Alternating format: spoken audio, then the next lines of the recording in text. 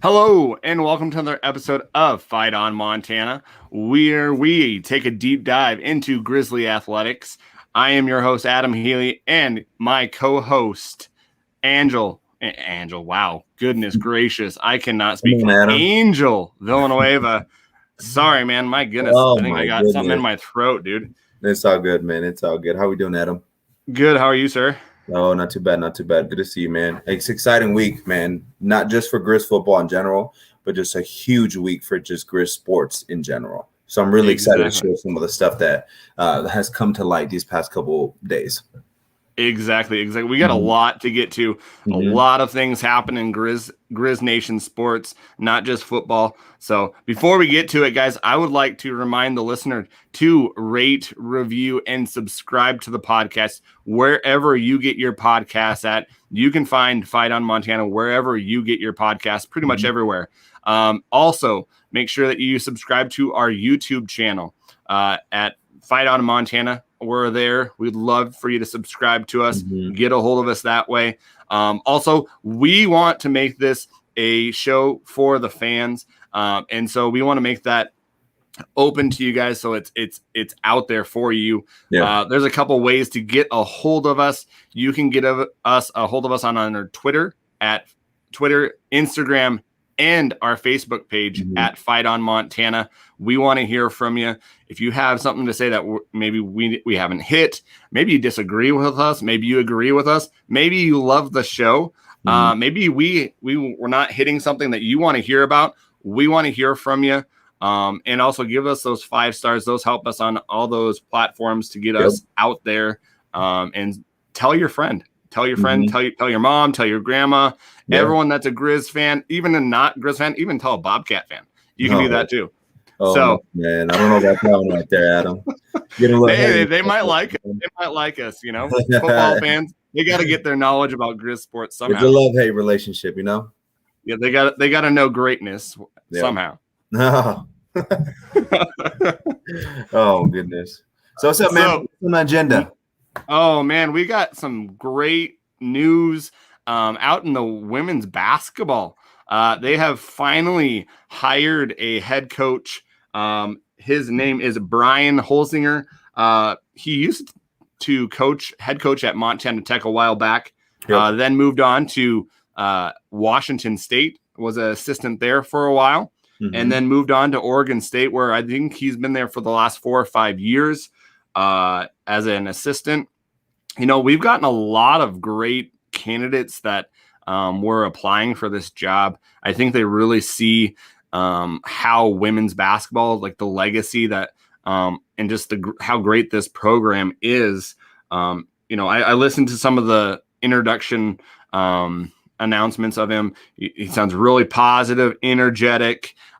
He's a go-getter. He wants to recruit high-level Pac-12 players. So it'll be interesting. You know, we're going to see a lot of different kind of things out in the media. It'll be interesting to see if some of the coaches that are there are, you know, come back. It'll be interesting to see if the players that are there now, if they stay or some of them transfer. So in the next probably couple of weeks, you're probably going to hear a lot about women's basketball with, University of Montana. So, yeah, man, 100%. And just for the listeners out there, his stint at Oregon State was a really, really successful one. I think out of the 4 years that he was there, or maybe even all 4 years, I forgot how I read it. He's qualified, you know, for the NCAA tournament.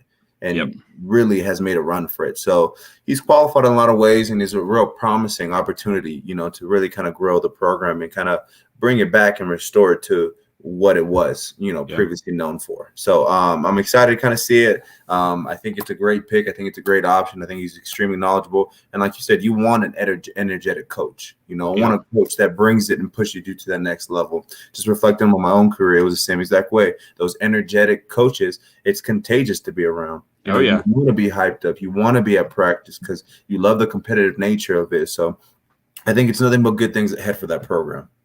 Well, and one thing that's really cool is, you know, he might not know a lot about the program, but he did know a good amount about the program. I know that he did reach out to Robin Selvig, the former coach, and kind of introduce himself. Mhm. And so, I think that kind of, with the diehard women basketball Griz fans, kind of reaching out to, the legacy of that program kind of says a lot for his character and where he wants to kind of bring in the not the old fans, but the fans that have been prominently there, and hopefully bring in a new wave of women's basketball Lady Griz fans. You got to know where you've been at to get to where you want to go. You know what I'm saying? Yep. That's exactly one of those things, man. I think he has a great head on his shoulders, and I'm really excited to see how he kind of leads this program. Exactly. Let's keep it there. And giving the shout out to the Lady Griz soccer team, winning a overtime thriller 2-1 against Northern Colorado, moving on to I believe Northern Arizona. Yep, exactly. I believe they're the other number 1 seed on the other side of the bracket, and I believe they'll play Saturday. I believe Saturday the 17th. Exactly. The game-winning point was a pass from Taylor. I think her last name's Hansen. Over to Taylor Stoger. Just kind of made it in right there, man. Right place, right time. Kind of hit the ball where it was supposed to, and it kind of fell into the goal, man. And so Taylor had both the goals for today's win. That's awesome. That's awesome. She's playing out of her mind right now. So they're heading to the championship. Go show her support. Go like their Facebook page. Go follow their social media pages and kind of keep up with them too. Exactly. And that game, I believe, will be on Pluto TV. So if you guys want to watch that game, it is a free app. You can get it on any smart TV. You can get it on your phone. Go support them. They're doing a lot for the university. I don't know about this, Angel, what you think, but man, the women's sports have been doing very well. Very well. Soccer, tennis has been doing really well. Softball, they've had a pretty good stint as well. So we want to shout out to the Lady Griz soccer team. Keep it up. We're cheering for you. Yeah, we are. And bring home a championship. Yeah, let's bring it home, huh? Bring home another one. They've been pretty dominant the last, even since I was there. And I've technically been out of school for a little bit over a year, but even there, I was there for 5 years. So the past 6 years, they've been a dominant program. All 6 years that I've been there.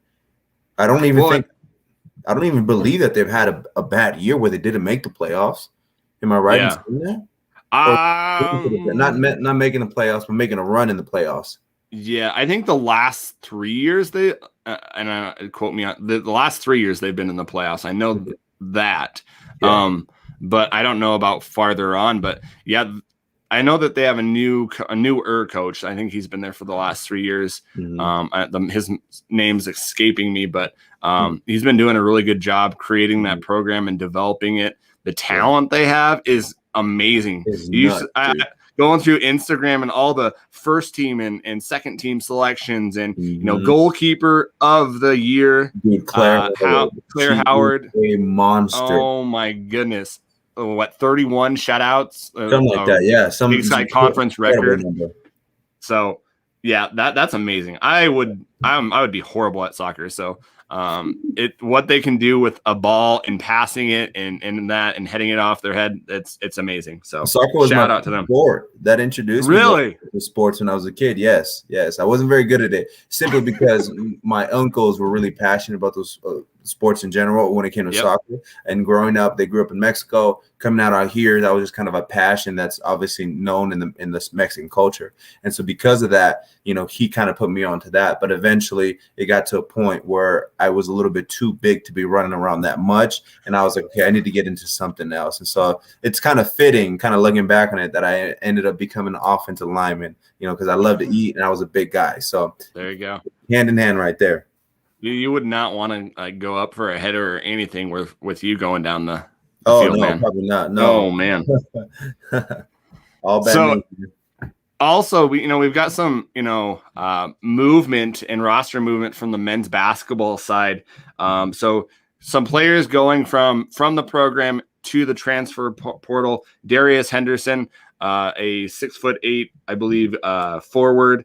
And then also a guard, Eddie Egan, is going into the transfer portal. I believe both of those guys have 1 year left of eligibility.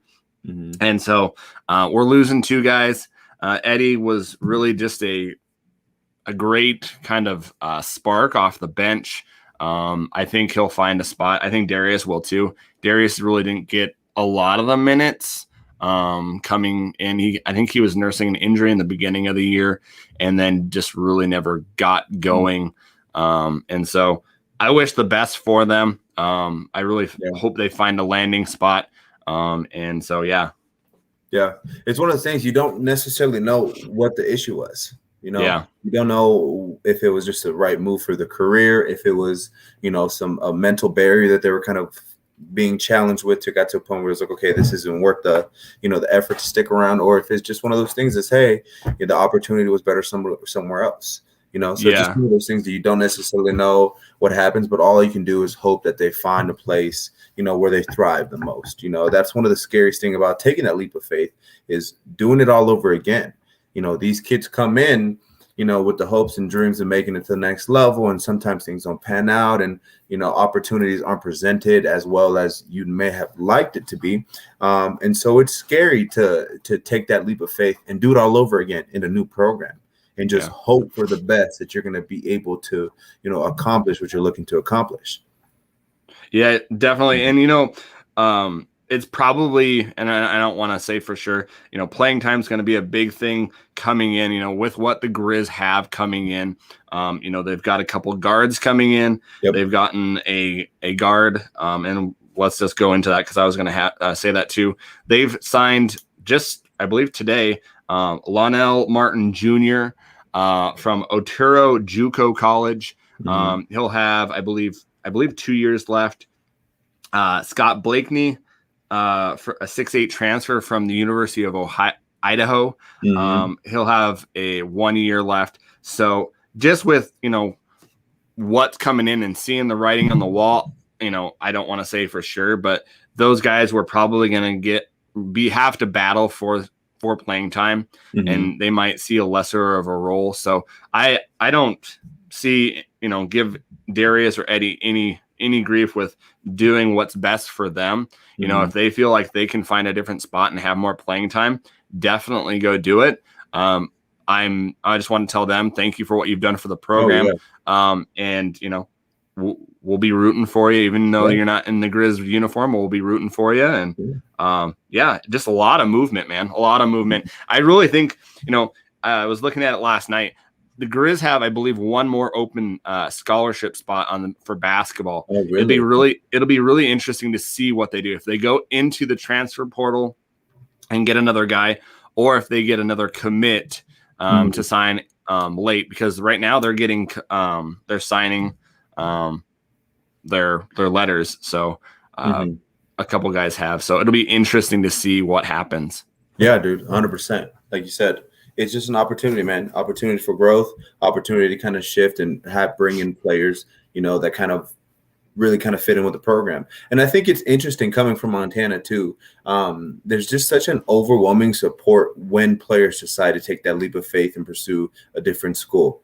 I mean, you think about even in the football sense, the moratorium, in other programs, you see people from Alabama, from Clemson make those same leaps of faith, but they get torched online. To a point where it's borderline harassment, And so I feel like this community is really unique in a sense of it really supports its players making those decisions, that are ultimately going to help them get put in position to be more opportunity, I guess.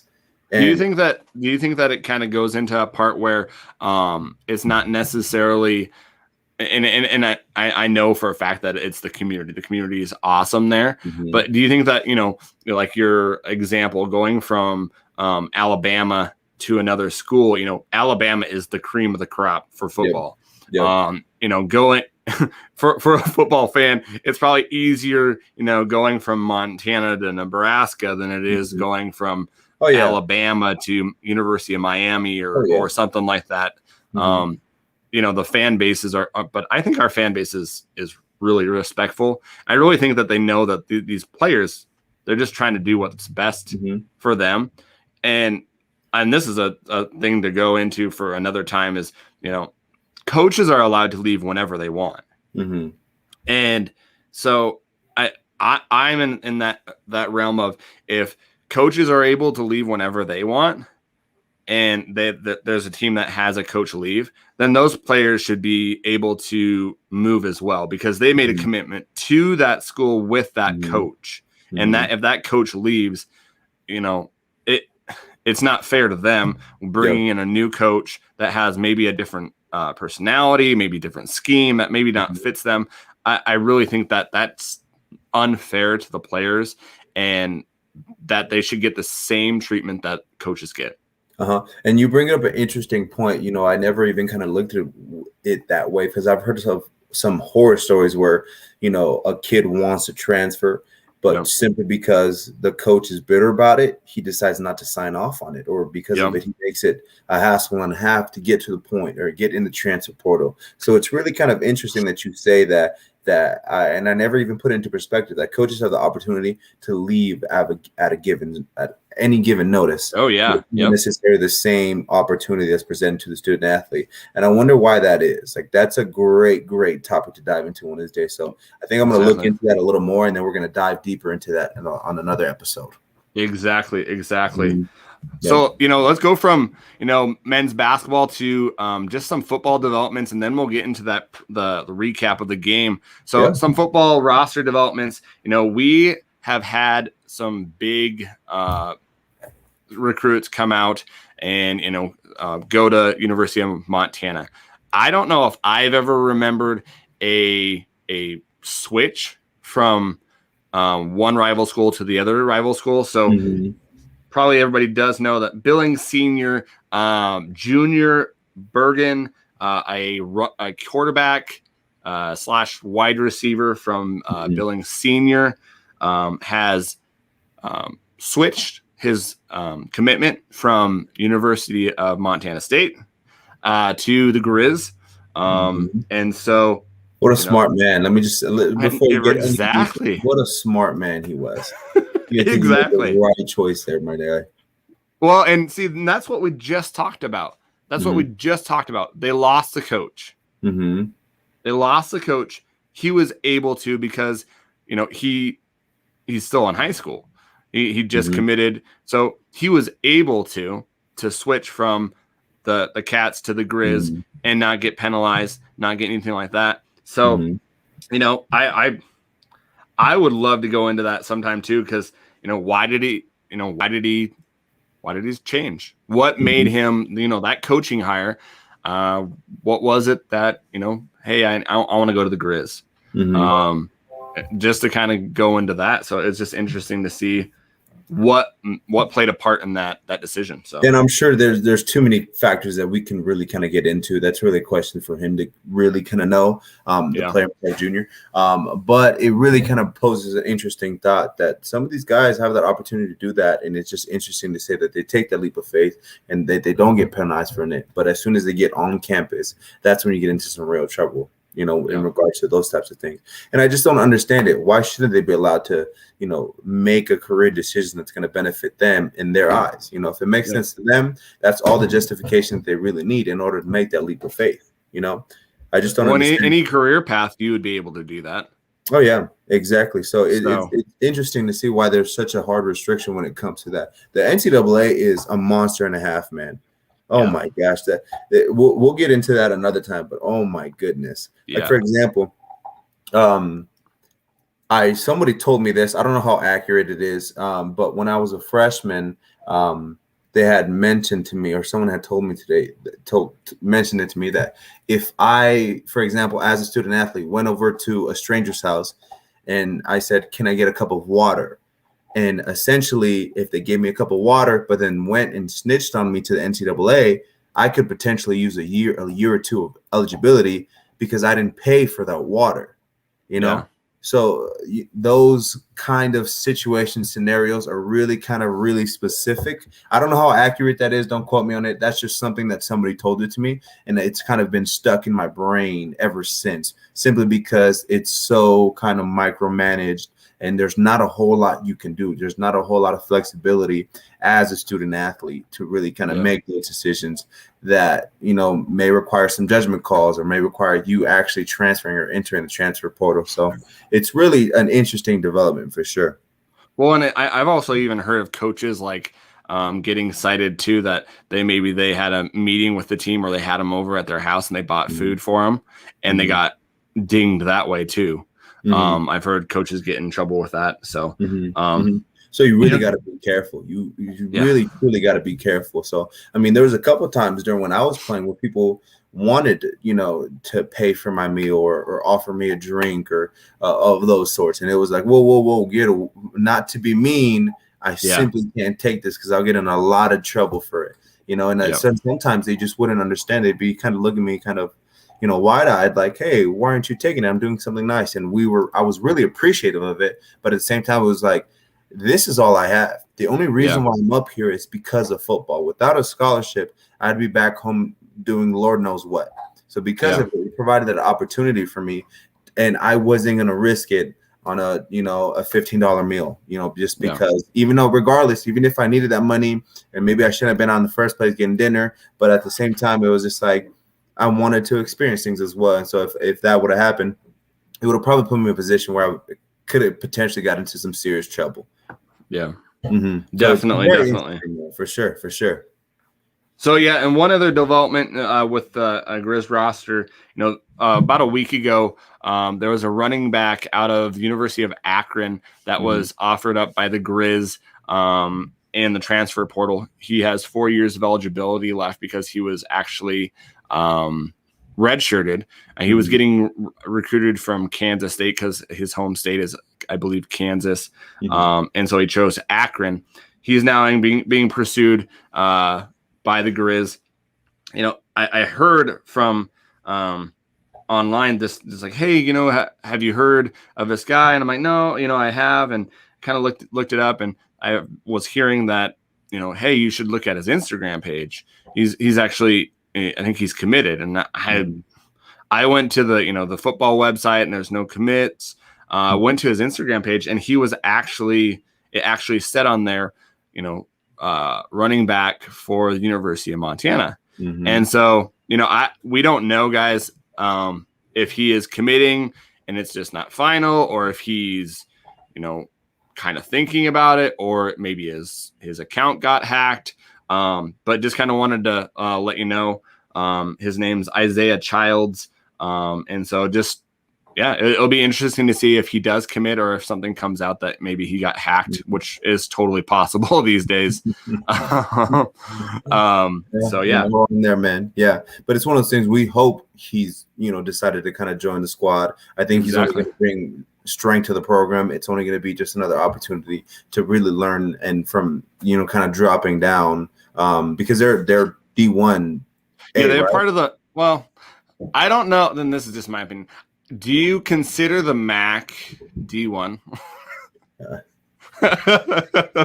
No comment there. I'm going to keep quiet. Not necessary. No, I can't speak too much. Because I think probably a lot of the FCS schools could probably regardless, I'm sure he's going to bring his own style. I know those coaches, looked at him really intensely, really closely, and he's bringing some sort of experience, some sort of expertise at that running back position. And I think he's just going to contribute to the different styles of running back that we really have on this team. Yeah, definitely. So, hey, man, let's get into some football. You were at the – what didn't I tell you that they were going to win like 50, 60 to like – I even said like low numbers, and you were like, no way. I think they score a couple. Remember we had that conversation? I do. Yeah. You were right. My fandom, I'm always worried about everything. Yeah. When I played in high school, I wasn't worried. I just play and whatever. But cheering for your team that you have a fandom for, like, oh my gosh, I'm worried when they play a last place team. Please don't play down to that team. So what is your fandom like, Angel? When you go into a game, are you confident? Are you kind of like, oh, I could see it both going both ways? This is probably one of the biggest faults that I have as a man and as a football player, is that I'm very over analytical when it comes to the possibilities of what could happen. And my line of thinking is along the lines of prepare yourself so those weak points that you're thinking about aren't necessarily going to come about. Yeah. The tough part about it is that a lot of times is that a lot of those things are out of your control. You know, I can control my play, but I can't control what the center does. You know, if it's a bad bump, if it's a bad read, you know, we're not able to double team correctly. And because of that, you know, he kind of splits the double. I can't control those situations. And so because of that, I was always on a defensive kind of approach. And I think now that I'm getting older, now that I'm learning more about myself, studying up on just the mental aspect of things, I think it's really important for kind of players to kind of take the approach with, hey, I'm good. I'm really good. I'm here for a reason. One of those quotes that I literally just read today, and I'll read it off to you guys. It says, you're good, but you never win because you haven't convinced yourself that you can. Does that make sense? And so because of that, I had lost the battle even before I went into a lot of games. Even though it taught me a lot of lessons and I ended up playing really good football, it was just a different approach. And I wish I would have taken this approach. I wish I would have convinced myself that I can win. You know, because there were certain games, even the games that we kind of knew we had in the bag, where I felt like we had in the bag. Still one of those things. It was like, well, this could happen. Well, this can happen. Instead of just playing that offensive approach, being confident in my play, being confident of, you know, what's going to happen. Even though I never relayed that to anybody, I kind of kept it to myself. I prayed about it. I journaled about it a lot. I wrote about it a lot. It put me in a position where I was just like, I was playing defensive football as far as the mental aspect of it. And I wish I would have convinced myself that I knew I could win because I could. Yeah, definitely. Yeah. That mental side of sports is so hard. That Adam, it literally would keep me up at night. I promise. Oh, really? There were multiple times throughout my career for a long time. I could not sleep. I couldn't get rest. I was restless. I was tossing. I was turning. It felt like I never got into that REM sleep, that deep sleep that you kind of need as a player. And that's partially because of, you know, the mental issues that you're facing on a day-to-day basis, dealing with external issues as well, of being away from mommy and daddy, kind of being on your own for the first time, transitioning into a man, kind of figuring out what it's all about, how to take care of your money, how to take care of your finances, living on such a small budget. And then that was a big part of it too. You know, game to game, it'd be like, okay, as soon as the game ended, all for me personally, and I can't say this for every player, is that it consumed me. It consumed me thinking about the guy that I was going to line up against. I thought nothing about. Sunday morning it was watch the film, you know, a couple times through, and as soon as I felt comfortable enough and I knew my mistakes and I knew how I was going to get chewed out, it was on to the next person, and it would just, you know, take over my whole soul, because that's what it was about. And so, I mean, to some, some listeners out there, they may be saying, hey, that's a little bit aggressive. That's a little bit over the top. But that's just how my mind worked in that moment. You know, it got me to a point where it was hard for me to sleep, you know, it wasn't to the fact of like, okay, I knew that I had done all the necessary preparation, that those sort of kind of behaviors kind of put me in a position to say, okay, relax, just go out there and play, you know? And so that's where it kind of falls into that defensive kind of attitude when it comes to playing games, when I wish I would have just had more of a, hey, let's just go for it, balls to the wall, everything I got. Not that I didn't, but it was just a different approach. Yeah, and when it's kind of hard, you know, that's why those probably major sports teams, those professional teams, have those sports psychologists to, you know, get their players right. And so that's just crazy. That's awesome to hear, man. That, you know, it probably happens a lot more to people too. Oh yeah, exactly. And it happens to fans too. So exactly, man.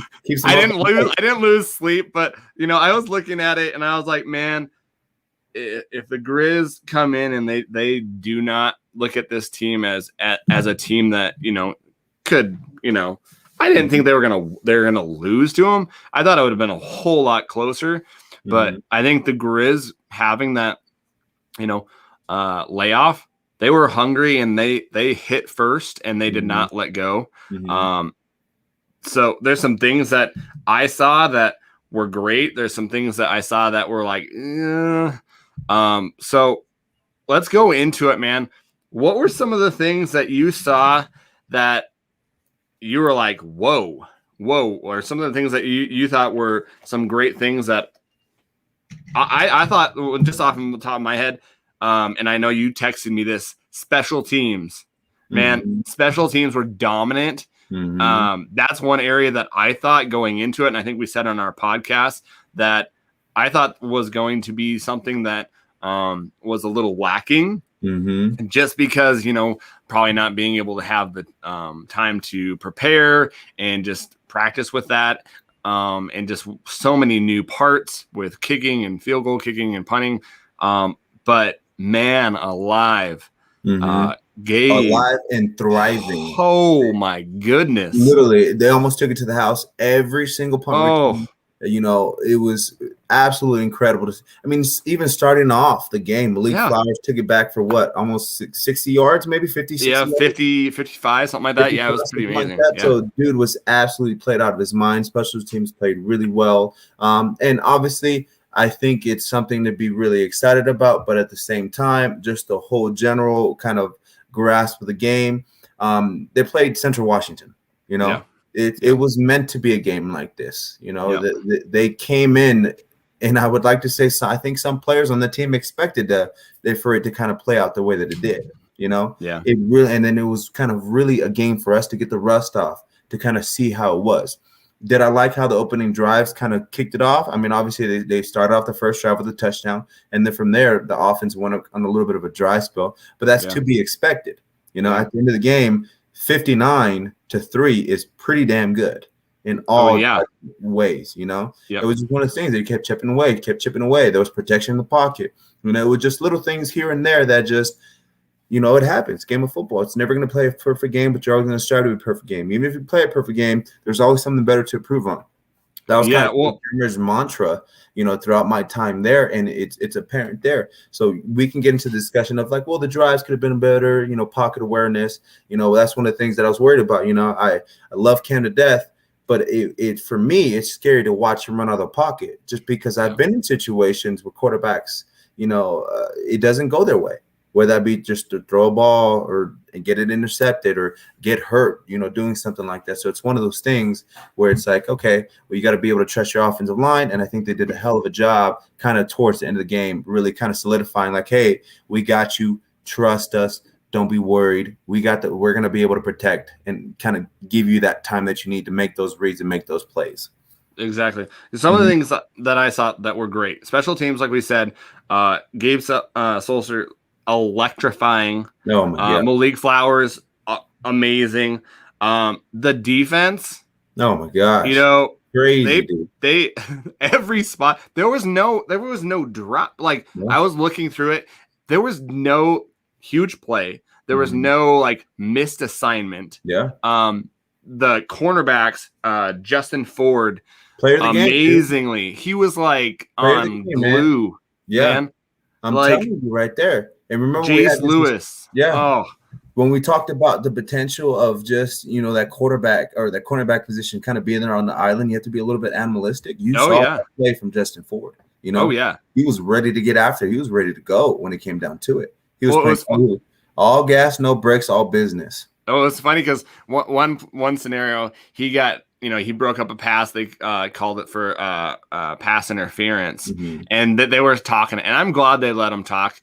The next time down, he tipped a pass out, and he was talking to the wide receiver. It was just great to see. And even the announcers mentioned it on the rate or the TV that they're on an island and they've got to be able to have that attitude. Jace Lewis pressure with that interception. The D, how quick the guys were to the ball was just amazing for the first game. I thought was amazing. Xavier Harris had some great runs, some great flashes of what he could do. So that's what I saw that were some great points in the game. What were some of the things that you thought were great, and were you kind of seeing the same things? Well, obviously playing the offensive line position, I thought they did a stellar job in the pass game. The run game can always be better. There's always things to kind of work on, and that kind of is a testament to a little bit of, hey, knowing where the running backs are supposed to go, what gaps are they supposed to hit, making sure we get the right guy. So there's always something to get better when it comes to running game. But I thought that pass protection was extremely strong. I thought the guys worked great together. Obviously, thinking on the defensive side, he really kind of lights out every single way that you go. There's really not a position they're like, oh, well, they could have been better here. No, defensive line was balling, linebackers, safeties, corners, everybody, nickel, everybody was playing to, really kind of ready to kind of go. Yep. They definitely took that offensive approach, that killer mindset, that killer instinct to kind of get the job done. So it was really promising to just see as a whole, knowing that these guys can hold up against, a team, which is not even hold up against, but thrive against a team, Well, it was really interesting. Sorry. No, I was going to say that once they get rolling, they're going to keep rolling, Yeah. Yeah. It was hard to see, like I had to like keep on, like there's so many new faces that I'm like checking numbers and stuff like that to see who it is. It was hard to know who it was that was playing just because there was no drop off from first to third to second, there was no drop off. So you're like, oh, who was that? Even the announcers on the TV were like stumbling and bumbling over the names and stuff like that because they're like, oh, who is that? Oh yeah, that no, that's actually this number. And so there was no drop off. Yeah. And that's awesome to see because that's what Bobby has been trying to get, that depth in all positions. And I think we have it. We hit a depth issue at running back just with Marcus out. But I like to coin the term thunder and lightning. We got thunder and lightning back there with Nick Osmo and Xavier Harris. Oh yeah. That I think if they use those guys, that's a hard attack to stop. Yeah, and they're only going to get better with time. This next game is just going to really prove to give more experience, and they're going to come out of it knowing that they need to get better in certain ways because it's never a perfect game. And that's the thing about this, just sport in general. It humbles you in so many different ways. You always have a goal, but you're never going to reach it. You're always chasing that hero, which is the version of yourself in 24 hours, and then kind of following that, but you're never going to reach your hero. That's kind of the thought process. It's an ongoing game, and it's just one of those things. Sometimes the clock runs out for guys before they hit the pinnacle of what they need to be, and is really fortunate to kind of be in a position where these guys are just going to learn from these experiences. They're just going to soak it all in. That's what they're meant to do. That's what they're bred to do. And just in general, man, that Coach Houck just preaches hustle. If anything else, that was probably the most apparent things that I learned from him. Really that kind of stood out. It was you sprint from the sideline to the huddle and you get ready. You sprint everywhere you go on the field. There's no walking anywhere. There's pursuit drill. It needs to be passionate. It's not just, hey, go out there and run, but he actually makes the guys scream in excitement in order to kind of get them hyped up, ready to play. Because being out there is uncomfortable. Having to run and do all those gashes on those sprints, it's uncomfortable. But if you convince yourself that this is fun, that I'm passionate about this, 9 times out of 10, you're going to go out there and be a better ball player because of it, because you're forced to be. It's one of those, it's that saying, fake it till you make it. Same exact thing. You go out there pretending, forcing yourself to be passionate. Eventually, you're going to get passionate about it. Yep. And so because of that, you saw that play in the hustle of the defense. You saw the offensive line running down the field. You saw them blocking the butts off. Quarterback play was still good. It could always be better. And I think it was just one of those things. It was just dusting the rust off.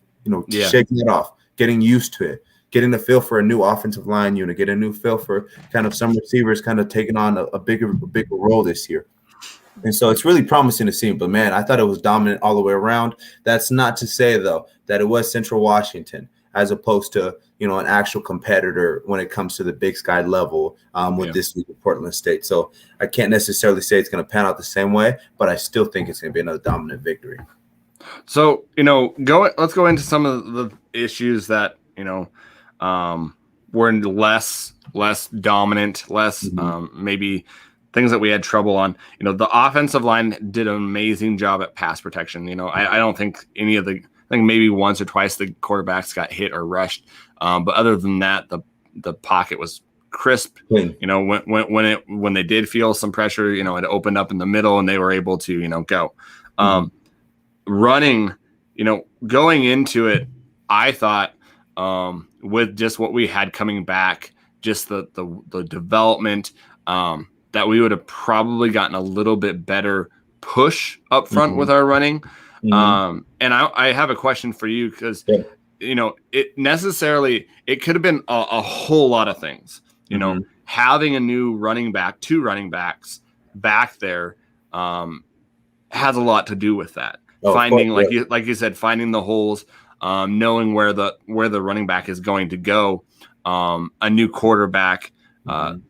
How much is it something like that, or is it scheme? Is it maybe just kind of going into it and not really 100% all in? Because there was that first half, it was hard to get any running room, which you wouldn't think with a Bobby Houck team that you would have that hard of a time with running. Well, first and foremost, I'm going to say this. I don't know nothing about nothing, but all I can give is my, professional opinion, even though that doesn't mean nothing. So you bring out a great point, and you kind of answered it with all the different – there's so much that kind of goes into it. There's just the schematics of things. There's the way that defense lines up. It's the way that they react. Not only are we imposing our will, but we're kind of, in a sense, reacting to, what they're lining up in. At the same time, there's certain responsibilities that the offensive line has to account for. And sometimes you just run into some stuff that you just don't know what happened. And so because of that, it's a little bit of a combination of everything. It's kind of getting that rhythm down. It's kind of getting the running back comfortable in that backfield. And we had some guys that had to really kind of step up this week. So I'm sure there was a little bit of those jitters, not to say they played obviously phenomenally. Osmo had 2 touchdowns. Harris had 1 touchdown, I think. So it proved out to be really useful, and they got it done on the ground. Obviously, we wouldn't have had those rushing touchdowns, but it's just one of those things. I think, me personally, run game is a little tougher than the pass game.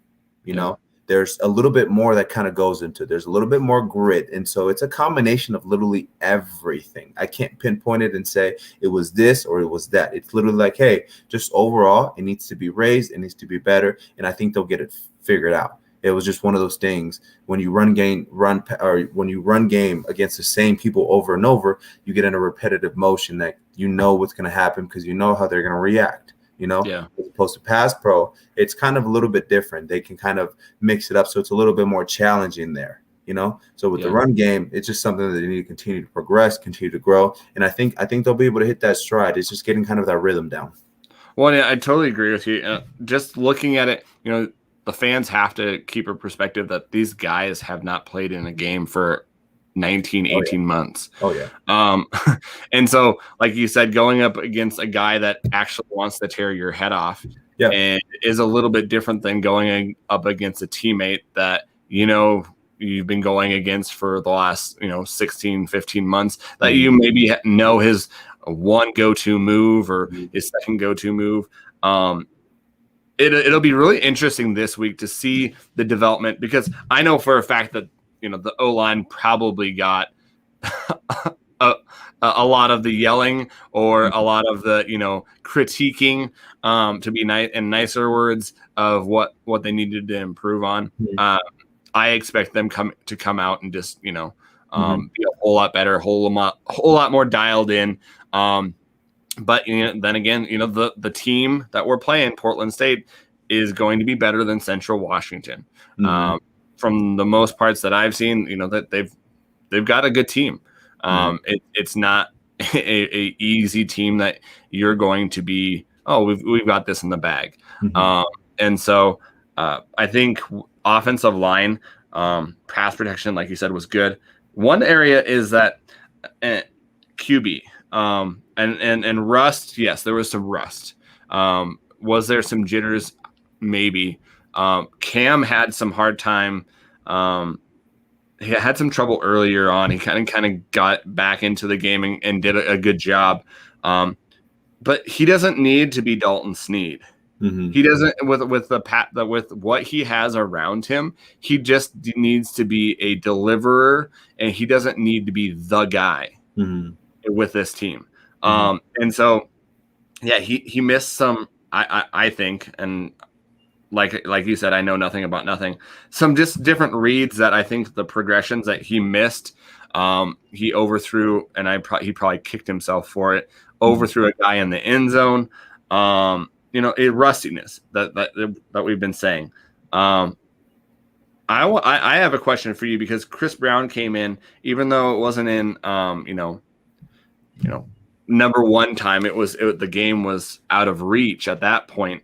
Chris looked confident. He looked really making through his progressions. He looked really good back there. Now, I'm not saying that we need to go to Chris because that's one game. And he didn't play the whole game, and Cam is still getting into a rotation and getting used to being a quarterback.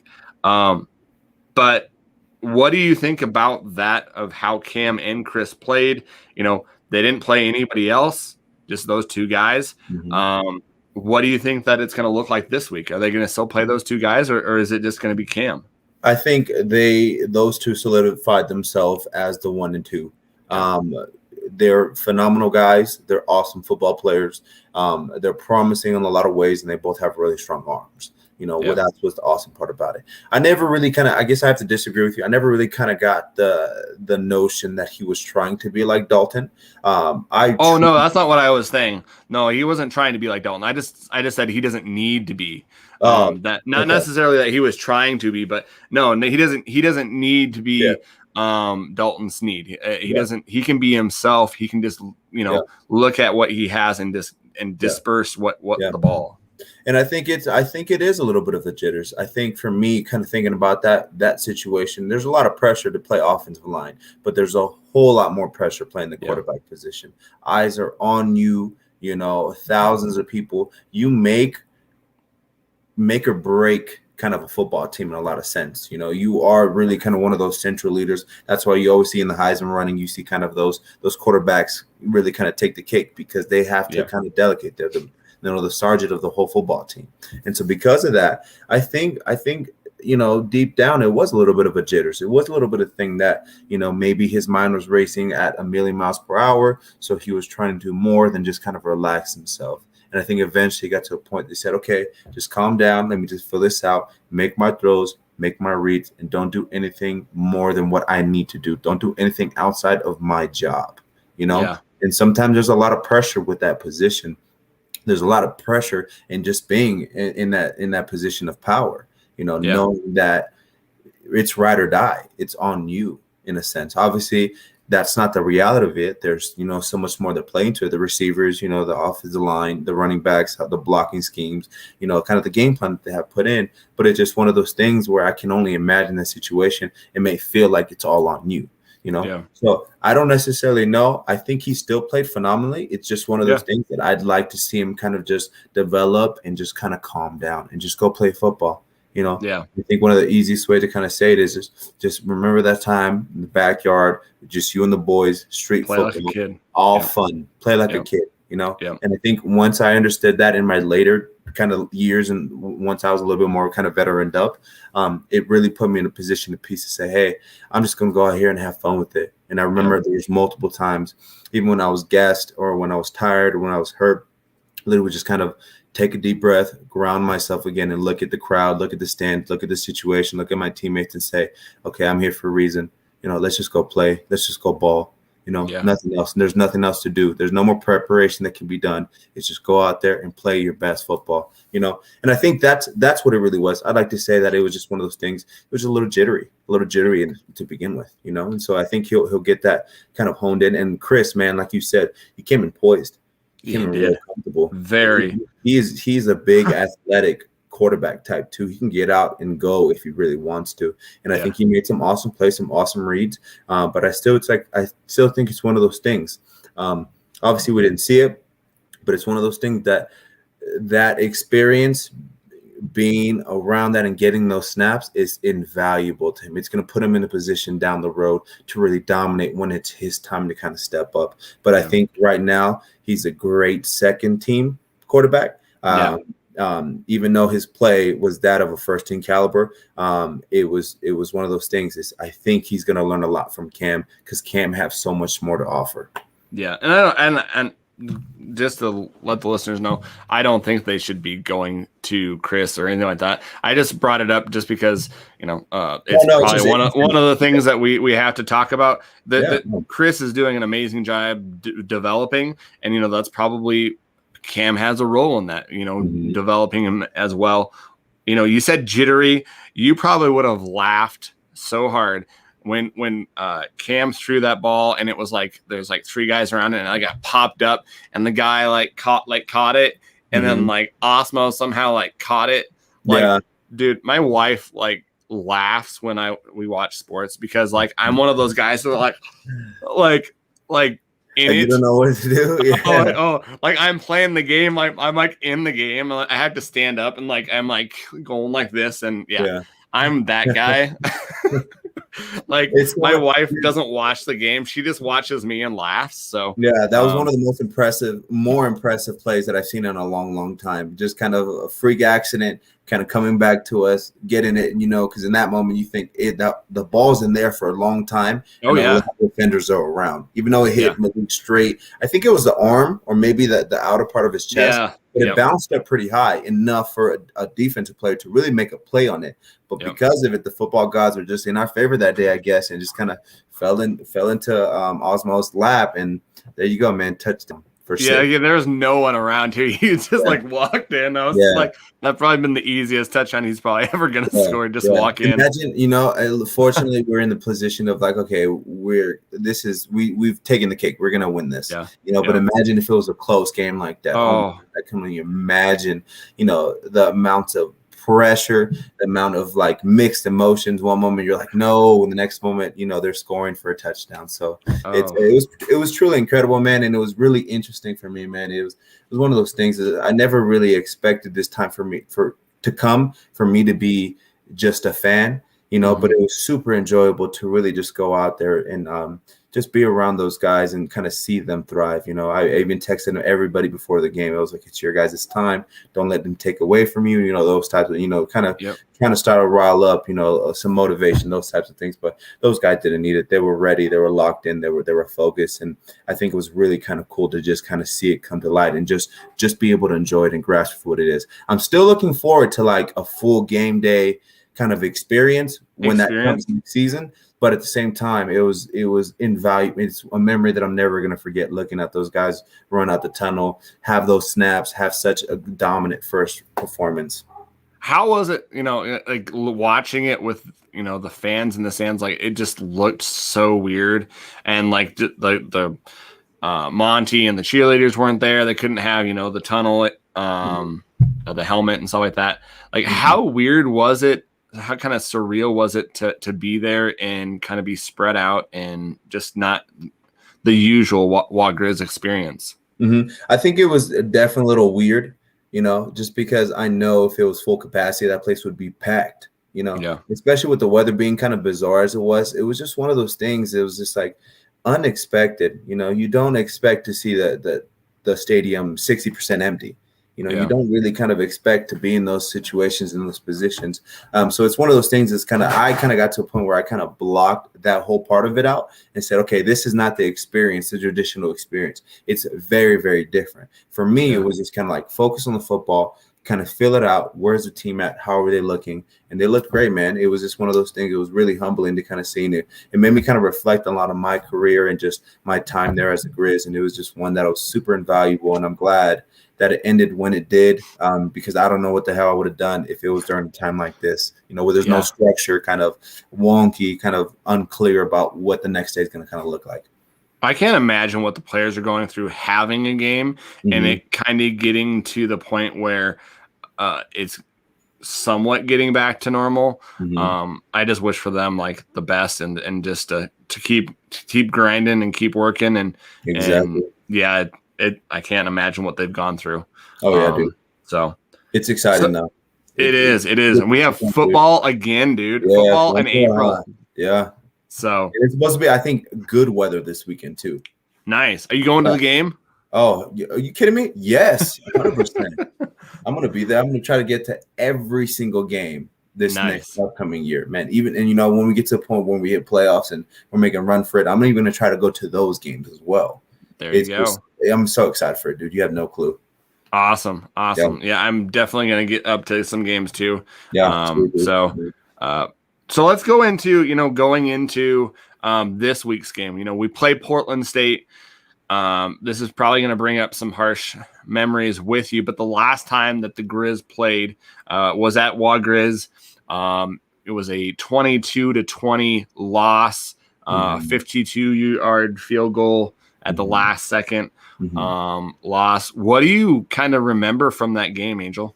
Well, first and foremost, that was, I believe, if it was that game or the game before, where I was benched for the first time in my collegiate career.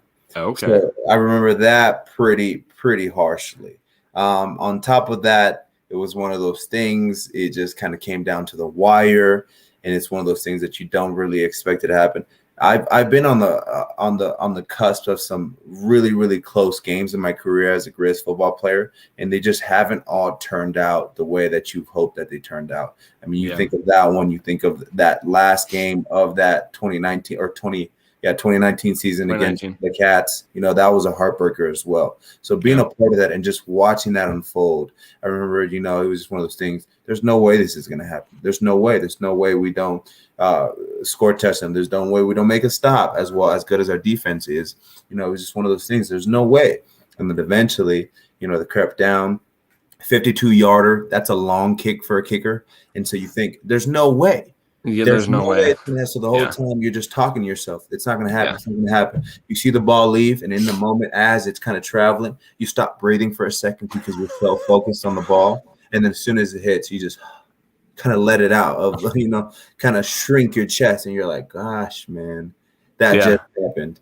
People are going crazy. Everybody, you see people throwing their hats, up in the air because they're just, so hurt about it, and it's just kind of like, I remember thinking in that moment, there's so much passion, there's so much love for this game, that it instills these types of reaction, those types of things. It'll ruin. I remember that following day, it was just, my whole day was ruined just thinking about it, consumed that thought of losing it that way, And so it was just one of those things, man. It was just kind of like, dang. And but fortunately, it put us in a position to say, okay, we need to get better. We need to. Well, and just going from that time to kind of, and you mentioned this earlier, it kind of drove you guys to make the run that you guys did. From then on, I believe it was like four straight wins, and you guys really started dialing it in. Was that kind of something that kind of sparked you guys? 100%. It's one of those things. Is I remember all my wins, and I remember even more my losses. And it's just one of those things. You think about it, you obsess over it. And in those tough times, those summer workouts, those winter conditioning sessions, you think about the hardships. Those are really kind of the driving force that puts you in a position to say, okay, let's get after it today. Let's keep pushing. What can we do to be better? And that was kind of the mantra that we kind of embodied. It said, everything else that's happened is already behind us. What can we do to control our outcome? And we went on a huge run. I think in that last year, we were undefeated at home. I think right now we're on I kind of wrote it down somewhere. I think on average, between my last season and obviously this season, we've outscored people 410 to 145 with an average of a 33 point average win. So that just goes to show, coming from that 2019 to 2020 season, it was a complete switch that kind of flipped off. And I think those experiences put us in a position to say, okay, enough's enough. Let's get after this. No excuses. No one ever. And that was one of the things that I always kind of hoped. I always told myself was like, I'm going to win every single game. But if someone happens to beat me, I hope it's truly because they were better than me. And I can honestly say every single game in my career, I've never felt like anybody was that much better or better at all. It was just one of those things that was like, okay, I'm in control of this. We're in control of this. How can we take control and kind of take the reins here? And because of that, we had an awesome 2019 season and looking forward to this year. So that game, the field goal, I can know where I was when that field goal went through, and I'm just like, oh. But, Dante's hit on their quarterback. Yeah. Like that, I don't know. Like the win or the loss was bad, but that hit, dude. Well, that was a 2020 season. Was that the 2020 season? That was the 2019 where we lost on the last field goal play. The 2020 season is when we went to their place. And surprisingly, it's always been a close match. Even then, we were kind of neck and neck until the third quarter. That's when we kind of really started pulling away with a 2-score lead. And then from there, Dante obviously came out and showed out with that big, huge hit. Shout out to that quarterback, whoever that was. He took it like a champ. Davis, I think it wasn't a Davis Alexander because that's their quarterback this year. I have no idea. I just remember there was a guy on the ground and there was one of us on top of him. That's all I remember. And so it's just one of those things, man. He took it like a champ, got up, great sportsmanship, and kind of said, "Let's go, let's keep it rolling." I can't believe I said 2019. My gosh, I'm going nuts, man. I'm going nuts. Don't even worry about it. It's just one of those things, man. Daddy brain, getting old. Oh gosh, all the dude. Kids, responsibilities. Yeah. Kids and a dog that's like a kid too. So yeah, exactly. So let's go into this. Kind of previewing this game. That Portland State, they've got a pretty good quarterback coming in, Davis Alexander, dual threat guy. Had a pretty good season last year. It'll be really interesting. That's one of my key things that I'm looking at is. For the Griz to get this win, they're going to have to contain that guy. Yeah. If they don't contain him, it's going to be an interesting game because he can run, he can throw, and they are missing their leading wide receiver from last year. I think he's hurt, so they don't have the wide receiver depth that they would have. But a mobile quarterback always kind of scares me just because it's a different dynamic for the defense to kind of to hone in on. And then just, one of my keys is offensive line. Are they going to be able to grow from that last game?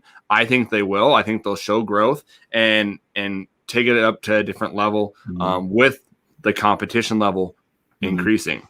And I think you kind of said containing the quarterback, and I think one of the awesome things about it, I think we have extremely athletic defensive ends, and I think that's kind of really play into their kind of scheme, And I think we're fortunate enough to have those guys that can run, that can move, and be explosive and powerful. So I think it really is a challenge for them, but I think it's a challenge that they're going to thrive on when it comes to that defensive line front, being able to kind of compose that Alexander kid. When it comes to offensive line, I am kind of interested to see how they play against competition at their level as opposed to a D2 school. So that's really I'm kind of intrigued about because I think last week was more of a shake off the rust. This week was more about how can we push it? How can we excel? How can we be better? And so I'm kind of interested to see how it plays out. And I'm interested to see the QB play too. I think Cam's going to come out, be a lot more poised, a lot more reacts. And I think he's going to have an overall better start to the game, that's going to put him in a position to kind of end up leading them to victory. Well, what do you think about, the quarterback play with, Cam's going to get the start. We know that. And no doubt with that. How many quarters are they going to do the same kind of thing where Cam gets the first 2 quarters and then Chris maybe gets, the other 2 quarters, or does it depend on the game? What do you think? I think it depends on the game. I think it depends on, where we're at certain situations. I do think Chris is going to get a considerable amount of playing time like he got this past game. And that's really going to be because I think we're going to get up, fairly significant on them, at least, kind of twofold type of situation. If I'm making a bold prediction, I think it's going to be 45-20. 45. I'm writing this down. We're talking about next week. I think it's going to be. I think it's one of those things that we kind of start really kind of pulling away earlier than later, and that's where you kind of Chris gets that opportunity to kind of jump in and kind of see how he really kind of performs. Okay. Well, if we're doing predictions here, I've got to kind of redeem myself from last week. What are you thinking, man? What are you thinking? So this is what I'm thinking. I'm thinking it's going to be not as close, towards yours. Mine's going to be 37-22. 37-22. 37-22. Okay, I'm making a note of it, man. I'm keeping you to it. Okay, I'm writing it down. Okay. Like, I guess if you win, maybe I owe you a beer or something like that, man. I'm not mad about that. Yeah. So it'll be really interesting to see after this week. What happens, man? Like there's going to be some time. There's going to be individual work. It's going to be so surreal for these players because they've had 2 games. Usually, they're going back into a game week again. Mm-hmm. They're not going to have a game week. Exactly. They're not even spring's over. Yeah. So it's not necessarily they're going to be. You know what? I think it's rest. I think it's well needed rest.